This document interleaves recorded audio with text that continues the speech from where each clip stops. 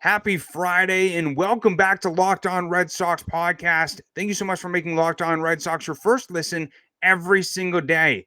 I'm your host, Massachusetts Pirates team insider Jake Ignazuski, and unfortunately, I wasn't able to be joined by my co-host Lauren Campbell today, but I hope you did enjoy part one of my conversation with Mass Live Red Sox beat reporter Chris Cotillo and is excited for part two. Because in this episode, Chris and I touch on who is going to be the catcher of the future, as well as Chris gave his thoughts on the Hall of Fame voting and what it could look like in the results next week. So let's listen to part two of my conversation with Chris Cotillo.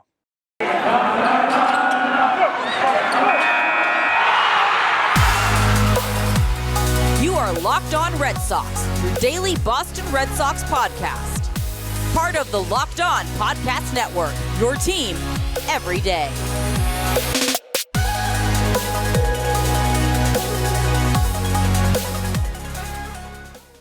You're just making all these scenarios come up in my mind. You know, if the Red Sox sign Chris Bryant, maybe he could go over at third base and then Devers could go at DH, or, you know, if where will Chris Bryant fit in the outfield at Fenway? I don't see him playing either right field or left field. Verdugo can't play any other place other than left field. And so it's tough, especially with how many guys that the Red Sox have, with how much versatility they have. It's tough to fully figure out how this depth chart is going to look. Right, and I think they would say, if you were to ask anybody in the organization, that's a good problem to have. That's what they're aiming for. Yeah, I completely agree. And, you know, you brought up as well some guys I found interesting to upgrade the bullpen. I think this was the number one Achilles heel for the Red Sox throughout last season. I mean, especially going into the playoffs, it was with how many games that they blew in the second half. It was tough to have confidence in this bullpen and hoping that they could lead you to a World Series. But I saw that some guys that you mentioned who could be potential fits for the Red Sox is guys like Andrew Chafin as well as Ryan Tempra. But could you potentially see a guy like Joe Kelly in the Red Sox have a reunion? Wouldn't rule it out. You know, all those relievers, I think, are, if the price is right and, you know, the metrics are there, I think the Red Sox would have interest. Obviously, Kelly's a guy they know. You know, he's been inconsistent and kind of unhealthy in LA. So, you know, I'm not sure exactly what price he'd come at. Chafin's a guy they've had interest in the past. Tepera's a guy that, you know, pitched well last year, I think, for both Chicago teams. So, those guys are out there. Kenley Jansen's kind of the big fish. There's a few guys on the trade market. Michael Fulmer in Detroit. You have Josh Hader is the real big name in Milwaukee, and a couple others that I can't think of off the top of my head. But they need to add people because, you know, you can't trust Matt Barnes. You know, right now their two best relievers look like Garrett Whitlock and Tanner Houck, and it looks like that they might want them to be starters at some point, if not at the beginning of the season. You know, a guy that I think makes sense a lot to come back is Adam Ottavino too. I mean, he was not mostly bad last year. Probably give you a hometown discount at the end of his career. So you know, they have their options. Robles, another guy that they like down the stretch. He's still a free agent. So a lot of guys still out there. Yeah, I completely agree. It's going to be interesting, but I mean, you mentioned Barnes. It's tough to fully have any sort of confidence in Barnes to be in that closer role. I could see him more in like the setup role. We saw Dave Bush, the Red Sox pitching coach, mention, you know, the workload from last year's first half be such an issue for Matt Barnes. Right. But I mean, with how much bullpen depth the Red Sox have to fill, it still begs the question: who is going to be their closer in 2022?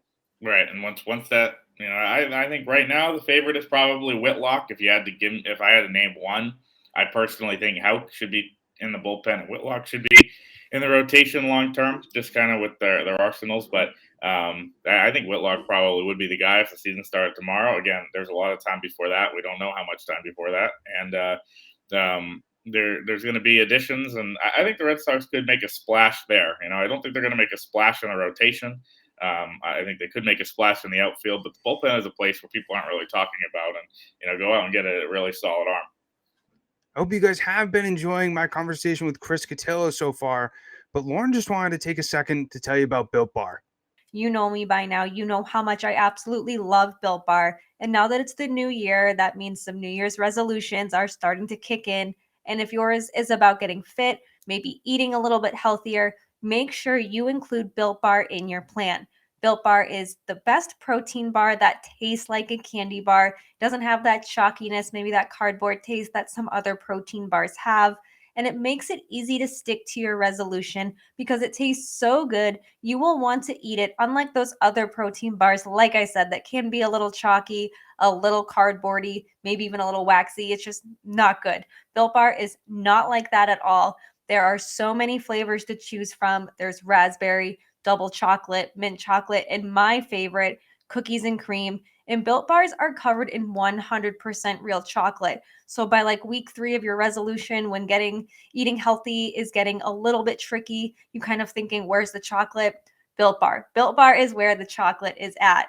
And we have an offer for you. Go to built.com, use offer code LOCKED15 for 15% off your order. That's LOCKED15 for 15% off at built.com. If Lauren was here, she'd have a huge smile on her face. She's a big component of Whitlock in the closer role. I see him more as the long reliever and the back end starting role. But I think it's going to be really interesting to see where the Red Sox go with this. And one other position that nobody has really talked about too much, but you've been somebody who's brought it up a lot, and I think it's a question that people need to ask is who is going to be the catcher of the future. When we saw Christian Vazquez, his club option came up this past offseason, it sort of seemed like the Red Sox waited until the absolute end of the deadline to where they could pick up that club option. And you mentioned in one of your articles, it wasn't a no-brainer, and there was a debate in the front office about it. Yeah, that was the case. I think he had obviously, and we talked about this before we started rolling, about that heroic homer in the ALDS, and I think people remember that from his season. But if you really look at the season he had, it was really, really poor at the plate. The power numbers were way down. The average was way down. He was a guy that was dropped down in the lineup by the end of the year. If Kevin Plawecki was playing a lot more, even though he couldn't really throw. I think there's like a lot of evidence that points to Vazquez kind of making his status very tenuous based on the year he had. And that takes a lot, considering what he was in 19, what he was in 20, the guy that Alex Cora has really liked historically. But there were signs that he is either on the decline or just had a really bad year. And the Red Sox looked at that $7 million and thought, I really don't know if we should do this. Another interesting piece of this, I think he was 4 plate appearances short of triggering a bonus where that option would have been $8 million. It seems to me that they purposefully kept that under to save $1 million. If Christian Vazquez is hitting well and he's his normal self, they don't care if they're going past that threshold, but they did. And so that's something that's pretty interesting as well. We talk about the catcher of the future. They do have names. As everybody knows, Connor Wong is a guy that got some major league run last year from the Mookie trade. Ronaldo Hernandez, a pretty good prospect who was with the Rays. Heimblum obviously knows him well. There's a couple of other guys in that mix that you could see start to make waves, but at this point, it's clear just the idea that they went after Jacob Stallings before he was traded from the Pirates to the Marlins shows that they're in the market for somebody. And, Mike Zunino's a free agent after next year. Maybe they go after him. I think Vazquez is on shaky terms, and, in a walk year, that's not a great place to be.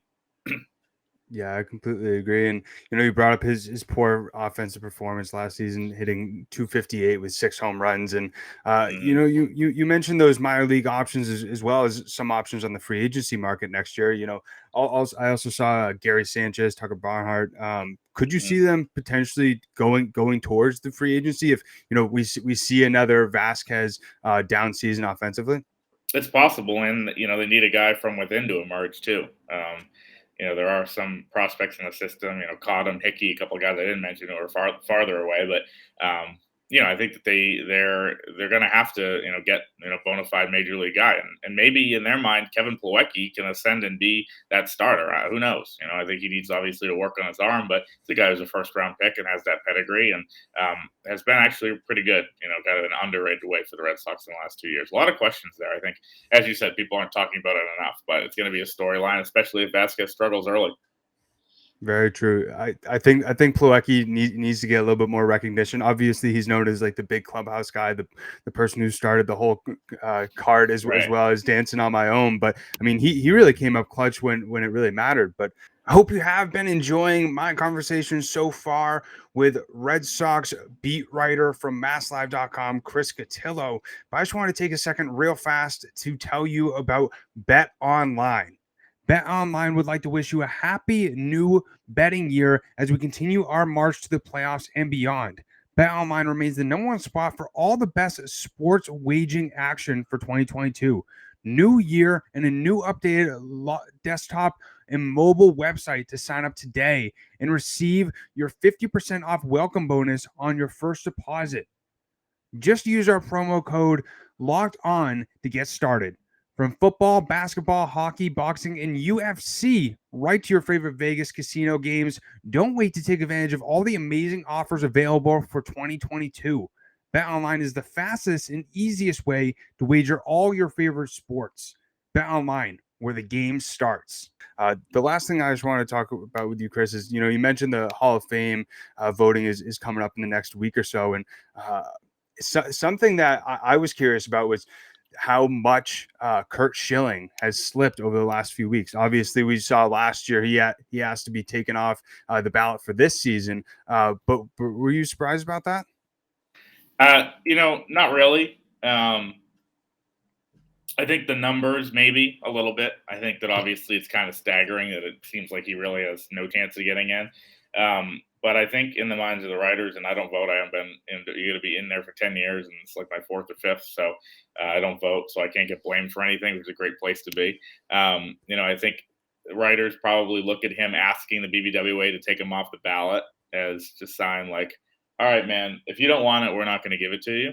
I think there's a lot of people that obviously think his politics are abhorrent and his stances on certain things and some of the social media posts and those types of things to be, really bad. And they are. And, that's a big reason to why he's not going to make it.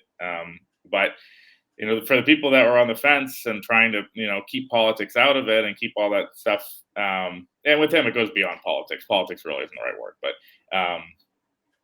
I think the people that were on the fence there looked at it and said, okay, if you don't want this and you're going to ask to be taken off the ballot and you're not going to respect the process, then, but you can fall off mine. And I think a lot of people took that stance, and now you see what the numbers say. And it'll be interesting for the Veterans Committee, in whatever form that takes down the road to reassess. But yeah, no, he's not going to make it. And I think if you asked me 10 years ago, and I was in high school, I thought Curt Schilling was going to make it, and eventually I probably would have said yes. But things have happened, obviously, and things have changed.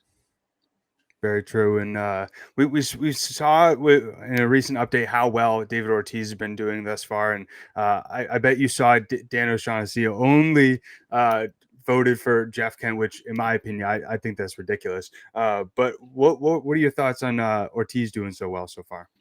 That's a good sign for him. It shows that the voters are not holding any PED link against him, which that was the 03 stuff that was way before my time. I admittedly have not done enough research into it, but it seems like he's held to a standard where that's not a huge part of his legacy for whatever reason.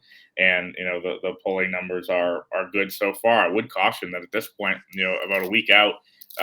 Sometimes the numbers on that tracker, the tracker is like the best thing ever. And Ryan and the team over there at the Hall of Fame tracker do an amazing job. And people, especially this year with not a lot of baseball stuff to consume, that's just, so great for all of us, really. But the tracker sometimes can be skewed where the voters who like to reveal their ballots tend to have more people on their ballots. The ones that don't reveal it have fewer guys. So that suggests that all of the numbers come down. And there's a chance that Ortiz comes down to, in the 70 to 75 range where he doesn't get in as a first ballot guy. It's almost an 100% lock. He will get in at some point this year. I think it's more likely than not, but not a complete lock. And if he does, it'll be obviously a big weekend for, Red Sox fans in Cooperstown.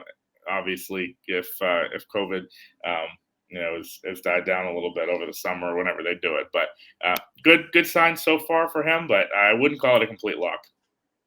Makes sense. And last question that I got to ask, and I bet you get this anytime anybody brings up the Hall of Fame, but obviously Bonds and Clemens are in their final year of the voting in eligibility, and I saw that they were above the 75% threshold. And what are your thoughts on that? And what do you think their chances are of actually making it into the Hall? Yeah, they're going to fall below it, and for the same reasons I just outlined with Ortiz, and they're not going to make it, and those will be Veterans Committee cases down the line too. I really being I guess so. Not as many years as a lot of people in the BBWA haven't really given those things a thought of like how I would vote on certain topics, how I would, think about certain things. So I just, I don't know in 6-7 years, if there's some interesting cases, how I'll vote on them. I don't envy the people that had to make these decisions first, but no, I don't think that they're going to make it. Makes sense. And I think it's going to be really interesting. Obviously I was a little bit young when both of them played, but I'm a huge component of them getting in, just plainly for how good they were during the years. Maybe they didn't take steroids, but I really appreciate you taking the time today, Chris, giving all your insight on the Red Sox, as well as all the different things that are going on around baseball. But for anybody that wants to check you out more, check out more of your articles, and get involved in your sports writing workshop, where can they find you? On Twitter, Chris Cotillo, Cotillo, and then everything's on masslive.com. We'll try to get some content going, even though it's hard. Awesome. Appreciate it, man. Thanks. Anytime. I hope you guys did enjoy part 2 of my conversation with Red Sox beat writer from masslive.com, Chris Cotillo. And I also want to thank you so much for making Locked On Red Sox your first listen every single day. Now make your second listen Locked On Bets, your daily one-stop shop for all your gambling needs. Locked On Bets, hosted by your boy Q, with expert analysis and insight from Lee Sterling. And it's available on all platforms, and it's also free. Also, make sure you check out Locked On Red Sox Twitter and give us a follow at LO_Red Sox, because we post Red Sox content every single day. And our goal is to be the most fan engaging Red Sox podcast that there is out there. And we try to get you guys involved in every single episode. And also make sure to follow myself on Twitter at Jake Iggy, as well as my co-host, Nesson writer Lauren Campbell at there's 3 laws, Lauren with 4 R's. And also get ready for Monday, because Red Sox beat writer from The Athletic, Jen McCaffrey, is going to be coming on the show. So thank you guys so much, as always, for tuning in to Locked On Red Sox. If you have not yet, make sure to subscribe and follow us on whatever audio platform you're listening to, as well as YouTube, because we also post the video version as well. But we really appreciate all the support, and we'll see you guys and talk to you guys next time. Have a great weekend. Peace.